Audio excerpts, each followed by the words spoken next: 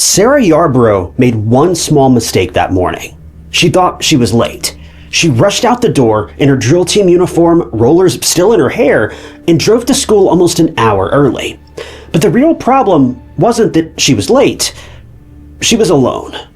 A little while later, two boys taking a shortcut saw something in the bushes. Then they looked closer, and at first, they thought they were staring at a mannequin lying on the frozen ground. But mannequins don't have red hair, and mannequins don't wear hair rollers. And when the boys looked back up, a man was sitting in his car watching them. For more than 30 years, no one knew his name, but the investigators finally found out who he was. The most disturbing part wasn't what he did to Sarah. No, it was his true identity. And it only made things worse.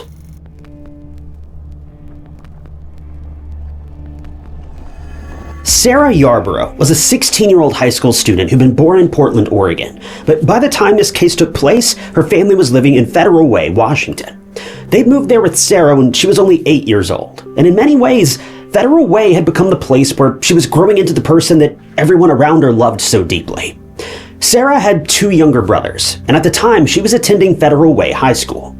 She was bright, responsible, and curious. She loved math, science, and art, and she was also part of the high school drill team and dance club.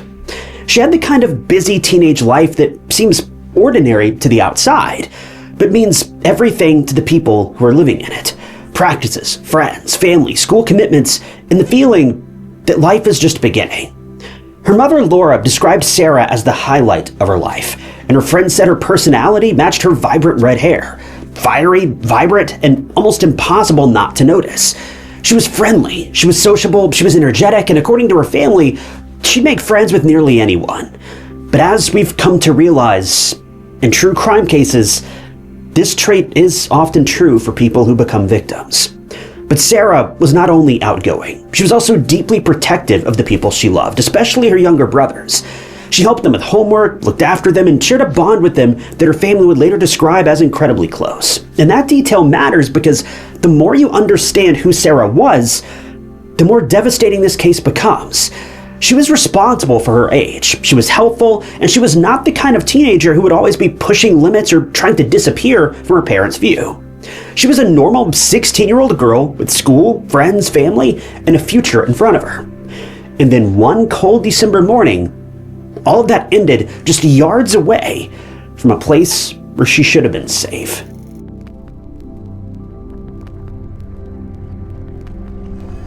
The day before everything happened was a Friday, December 13th, 1991. And yes, it was Friday the 13th, but strangely enough, that was not the actual day that everything went wrong. For Sarah, that Friday passed like any other. The Yarborough family had plans to leave town for the weekend and travel to Ocean Shores for her brother's soccer game. Now, Ocean Shores was about 2 hours away from Federal Way, and Sarah was supposed to go with them. But she had an important drill competition the next day, and she didn't want to miss it. Her mother was hesitant to leave her 16-year-old daughter behind, but Sarah had given her parents every reason to trust her. She was responsible, wasn't planning to party, and hadn't really been getting into any trouble. She simply wanted to keep a school commitment. So her parents agreed, but only on one condition. A friend had to stay with her overnight. It was the kind of rule that just made sense. Sarah would not be completely alone. Her parents could still go to the soccer game, and everyone had a plan that felt safe. To Sarah, that probably felt like the perfect arrangement. She was going to stay home, go to her competition, spend the night with a friend, and so one of her friends came over with an overnight bag, and the two girls went to a school basketball game. And afterward, they stopped for snacks and went to the house, watched TV, and went to bed. Nothing about that night seemed dangerous. There was no warning sign, no strange call, no decision that seemed reckless in that moment. Nothing suggested that Sarah was about to cross paths with someone who would change the rest of her family's life. The next morning, December 14th, Sarah woke up and believed she was running late. Now, it's not clear if she misread the time or simply panicked when she woke up, but she rushed to get ready. She put on her drill team uniform, left her rollers in her hair, and said goodbye to her friend and just got into her car and drove straight to Federal Way High School. The drill team was supposed to board a bus from the high school and head to Juanita High School in Kirkland for that competition. But Sarah would never make it on that bus. And in reality, she wasn't late at all. The team was not supposed to meet until around 9 a.m., but Sarah arrived closer to 8. That meant that she had almost an hour to wait at the school alone on a cold Saturday morning when very few people were around. And that empty hour is where everything changed.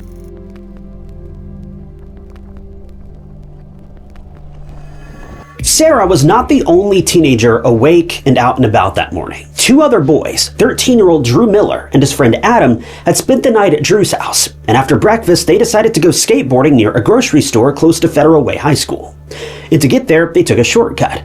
They climbed over a fence, followed a trail that passed near the school, and, well, it was December, so it was pretty cold outside. There were puddles frozen all along this trail, and the path was lined with these thick bushes.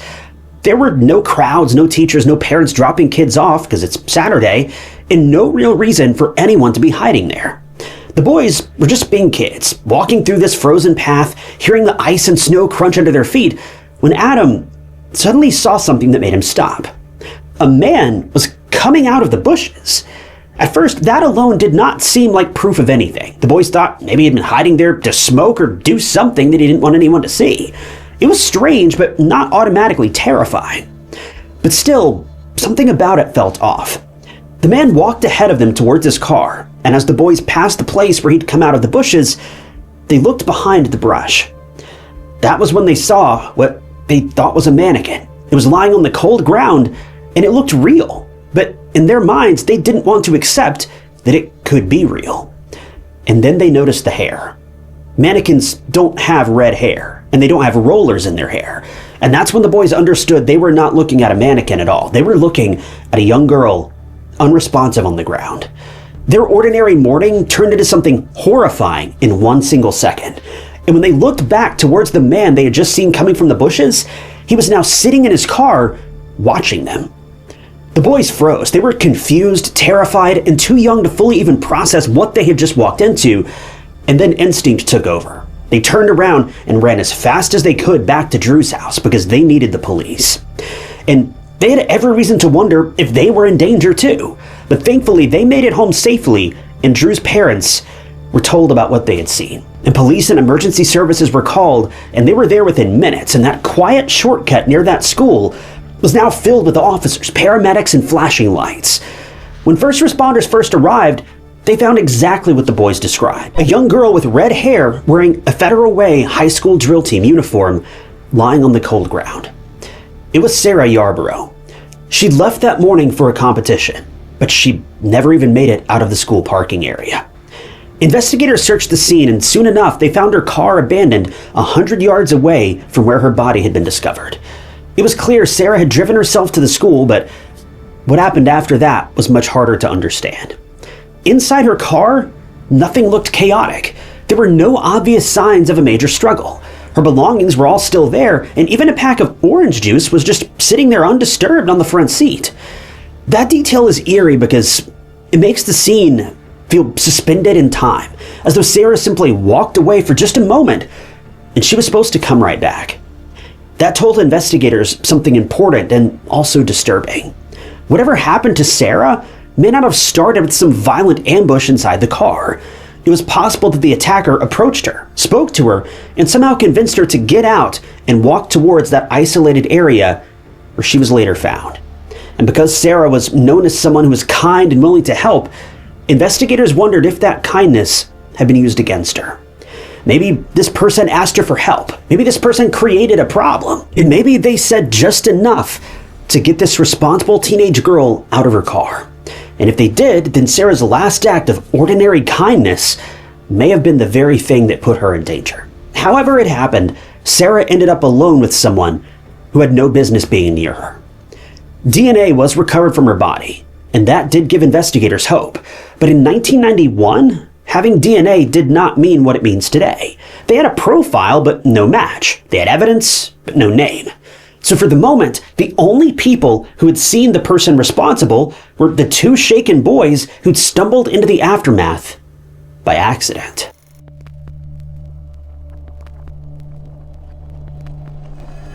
Police knew that foul play was involved from the very beginning, and their attention centered on the man that Drew and Adam had seen coming out of those bushes. The boys were the only witnesses in the case, so investigators worked with them to create a composite sketch. That sketch was shared across the area, on the news and anywhere police thought might bring in a lead. But despite that attention, the case did not break open. Tips came in, investigators followed them, people called with names, theories, and other possible sightings, but one by one, the leads either fell apart or went nowhere. Over time, the calls slowed down, the investigation cooled, and the question that mattered the most remained: who killed Sarah Yarborough? In June of 1993, about a year and a half after Sarah had been killed, a memorial bench was placed in the Federal Way High School courtyard in her honor. It included pieces of Sarah's life, images of her dog, her ballet shoes, books, and her favorite motto, Carpe Diem. Graduation came and went without her. Her friends moved forward, but with an empty space where Sarah should have been. She did not get to accept her diploma. She didn't go to college. She didn't get to chase the dreams that she used to talk about, whether that meant becoming an engineer one day or maybe a museum curator the next.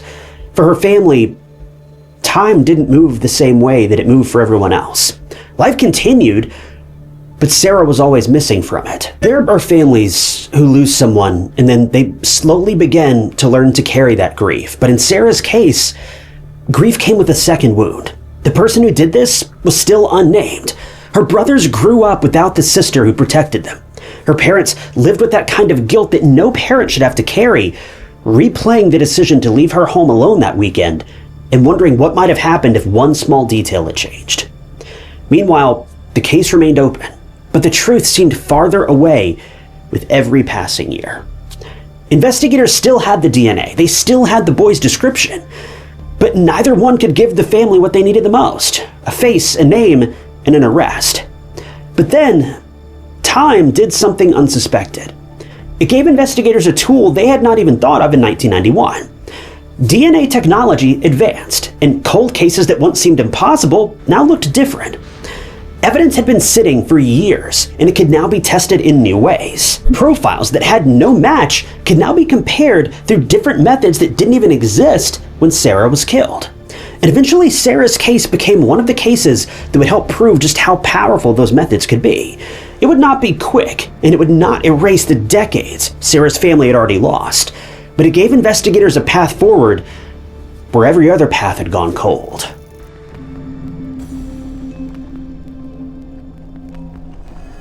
Years after Sarah's murder, investigators turned to forensic genetic genealogy. The basic idea is that an unknown DNA sample can be compared to public DNA databases and family trees, not necessarily to find the suspect directly, but to find relatives. And from there, investigators can work backward and forward through the family until they find a person that starts to come into focus. At the time, this approach was still new and controversial. Some people in law enforcement were skeptical. Others wondered whether it would actually hold up or whether it would waste more time in cases that had already gone cold. But in cases like Sarah's, where police had DNA but no match, even a distant family connection could be the first real movement in years. But Sarah's case needed something new. The DNA profile was compared through genealogical research, and eventually a surname emerged: Fuller. The name stunned people in the Yarborough family because there was a Fuller already connected to them. Bill Fuller was a family friend. He'd supported the family after Sarah's death, and he'd even helped build the memorial bench at the school. So at first, the discovery felt impossible. Was someone close to the family connected to Sarah's murder? Well, the answer was complicated. Bill Fuller did not match the description of the man seen by Drew and Adam. He was older, he had no apparent reason to hurt Sarah, and when he voluntarily gave his DNA, it didn't match the evidence from the crime scene. But the genealogy work suggested that Bill and the killer shared the same paternal family line. In other words, we're not looking at Bill Fuller himself, they were looking at someone in his extended family. And that narrowed down the search, but it did not end it. More years passed and more testing was done. More family lines were examined, and investigators kept working the case until 2019, when the suspect pool was narrowed down to 2 brothers. One brother was ruled out because his DNA had already been in the criminal database and it didn't match the killer's profile. And that left one man, Patrick Leon Nicholas. At the time of his arrest, Patrick was 55 years old. Police began watching him because they needed one thing to be sure. his DNA. See, Patrick was a smoker, and investigators eventually collected discarded cigarette butts from him. They also obtained a used napkin. Those items were enough to test, and when the results came back, they matched the DNA from Sarah's case. After nearly 3 decades, investigators finally had the name they had been chasing. The Fuller's surname had pointed them towards the right family line, and the reason that Patrick's last name had been different from that of his grandfather is because he was adopted. Once that piece made sense, the genealogy work locked into place. And what made the moment even more chilling was that Patrick bore a striking resemblance to the composite sketch that Drew and Adam had helped create all those years earlier. Those boys had only been 13 when they saw the man near the bushes, but what they remembered mattered.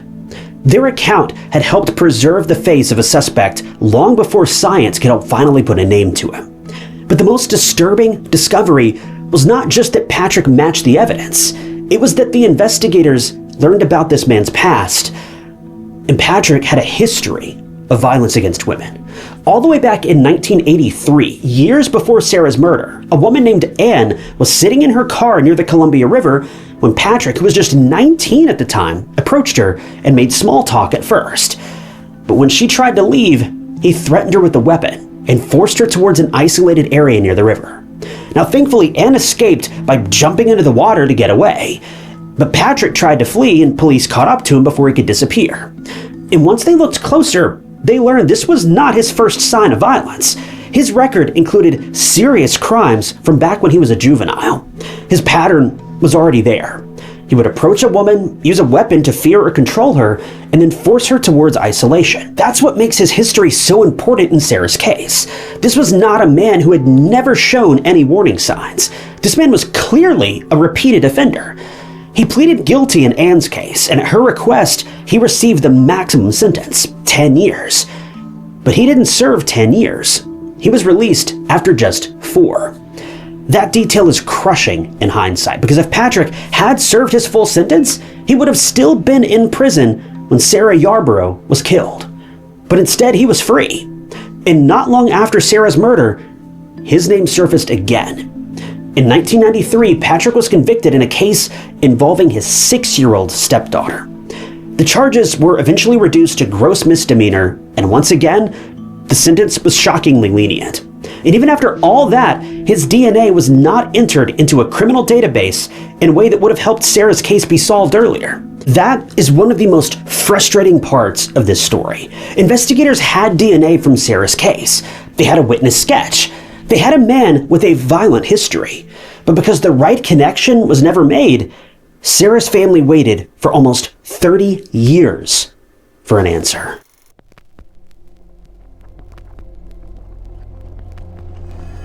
Patrick Nicholas finally went to trial for Sarah Yarborough's murder in April of 2023. By then, more than 31 years had passed since Sarah had driven to school in her drill uniform and never came home.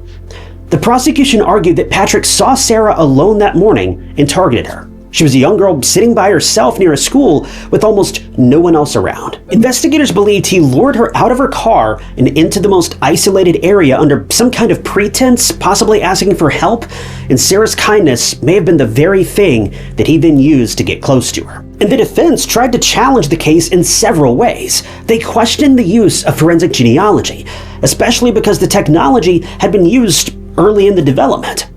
They also argued that Patrick was not necessarily the man that Drew and Adam saw near those bushes, even though his appearance strongly resembled the sketch created after the murder. The trial lasted a little over 2 weeks. For Sarah's family, those weeks were the end of a wait that lasted longer than Sarah herself had even been alive. Her loved ones had been through memorials, anniversaries, birthdays, graduation day, and decades of ordinary life continuing without her. Every year of grief, every unanswered question, and every false lead, and even every hope that rose and fell, all of it now came down to the jury. And when the verdict came back, Patrick was found not guilty of premeditated first-degree murder. But he was found guilty of first-degree murder committed during the commission of attempted assault, and second-degree murder during the commission of indecent liberties. The defense asked for a lighter sentence of around 20 years, but the state pushed for 45 or more. And in the end, Patrick was sentenced to 45 years in prison, meaning he will almost certainly spend the rest of his life behind bars. For Drew Miller, who was now in his 40s, the sentencing brought relief. He'd been one of the boys who found Sarah that morning, one of the only witnesses to the man leaving the bushes, and one of the only people who carried that memory for decades. For the Yarborough family, justice had finally arrived, but it arrived painfully late. Sarah was still gone. Her parents still lost their daughter. Her brothers still lost the sister who had loved and protected them. Her friends still lost the fiery, red-haired girl who should have grown up with them. And what makes this case so haunting is not just the brutality of what had happened. It's the ordinary morning Sarah was stolen from. The school parking lot, the drill uniform, the rollers in her hair, the competition she never reached. Sarah Yarborough was doing what a responsible teenage girl was supposed to do. And for more than 30 years, the man who took her life walked around with a name no one knew. These sorts of cases are some of the most haunting. Sarah wasn't out drinking with friends. She wasn't out asking for trouble. She wasn't dating someone her parents had warned her about a dozen times.